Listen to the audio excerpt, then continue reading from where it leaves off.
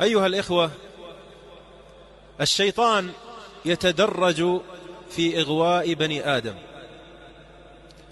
فعنده أولويات في إغوائك وإضلالك. وشرور الشيطان كما قال العلماء لا يمكن حصرها، لكن تتجلى هذه الشرور وتبرز ببيان 6 درجات أو 6 أجناس. لا يزال إبليس بابن آدم حتى ينال واحدا منها.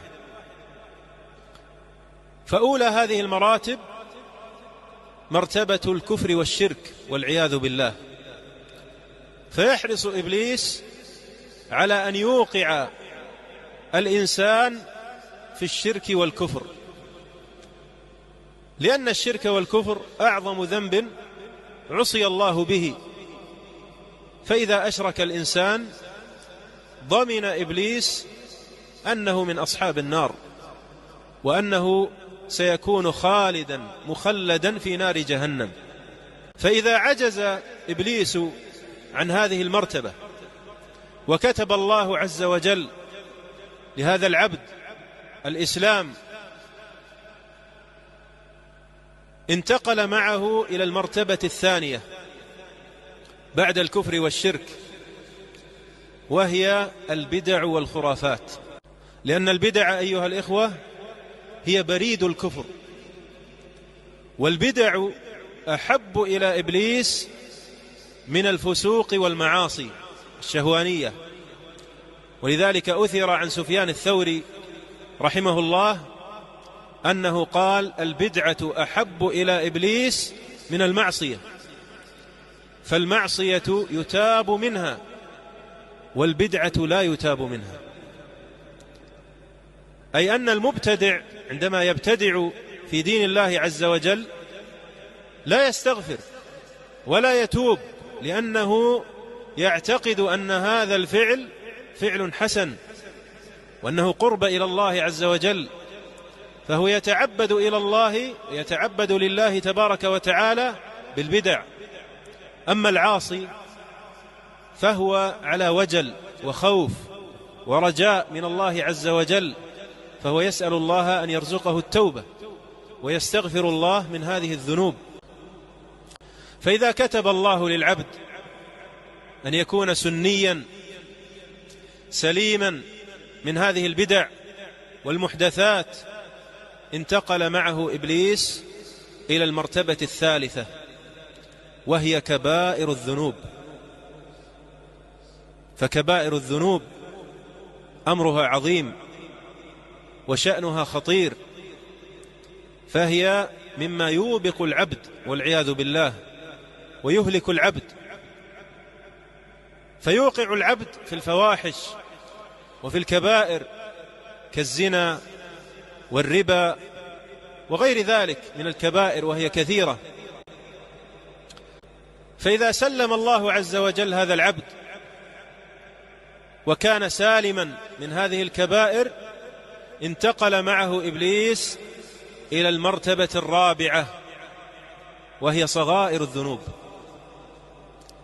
فإن صغائر الذنوب وإن كانت صغيرة، لكن هذه الصغائر تجتمع على المرء حتى تهلكه، كما قال عليه الصلاة والسلام فيما أخرجه أحمد وحسنه الألباني، قال: إياكم ومحقرات الذنوب فإن لها من الله طالبا، وإنها إذا اجتمعت على المرء توشك أن تهلك المرء والعياذ بالله.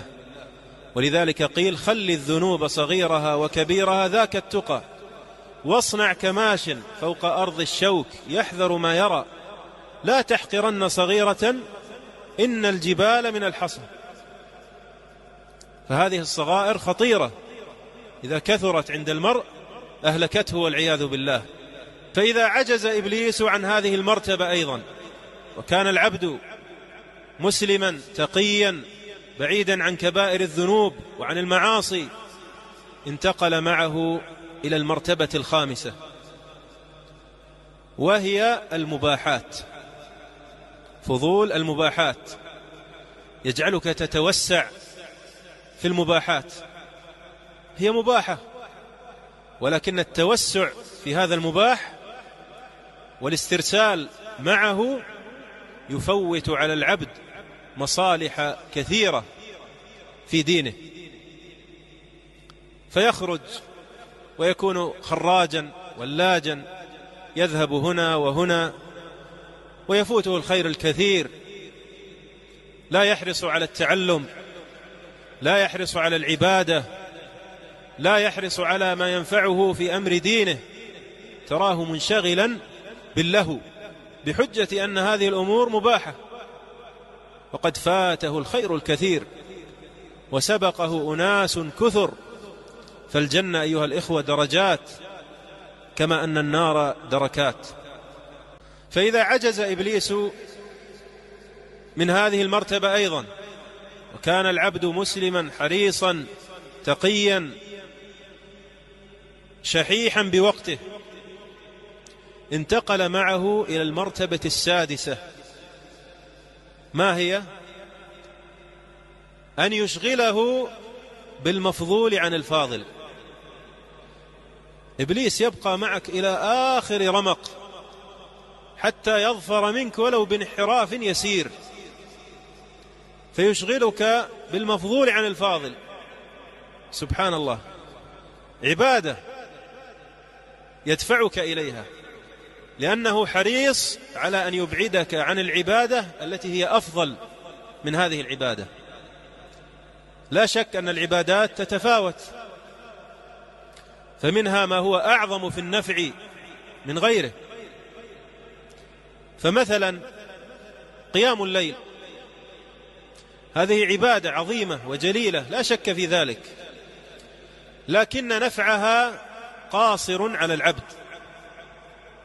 بينما طلب العلم نفعه متعد، ينفع الله عز وجل بك أمما، ويهدي بك أناسا، ويفتح بك قلوبا، فيحرص الشيطان أن يبعدك عن هذا المجال بحجج واهية. قل لك اشتغل بقراءة القرآن، قم الليل، احرص على العبادة، كذا وكذا، لا تنشغل بالعلم، لأن طالب العلم ولأن العالم يفسد على إبليس خلقا كثيرا. فأبغض الناس إلى إبليس هم العلماء، وهم طلبة العلم، لأنهم ورثة الأنبياء، والأنبياء لم يورثوا دينارا ولا درهما، وإنما ورثوا العلم. فإذا عجز إبليس أيضا في هذه المرتبة ورأى أنك لا فائدة معك ولا سبيل إلى الدخول عليك، قال ابن القيم حينئذ إذا أعيا عليه سلط عليه حزبه من الإنس والجن بأنواع الأذى والتكفير والتضليل والتبديع والتحذير منه، وقصد إخماله وإطفائه، ليشوش عليه قلبه ويشتغل بحربه وفكره. وحينئذ يلبس المؤمن لامة الحرب ولا يضعها عنه إلى الموت.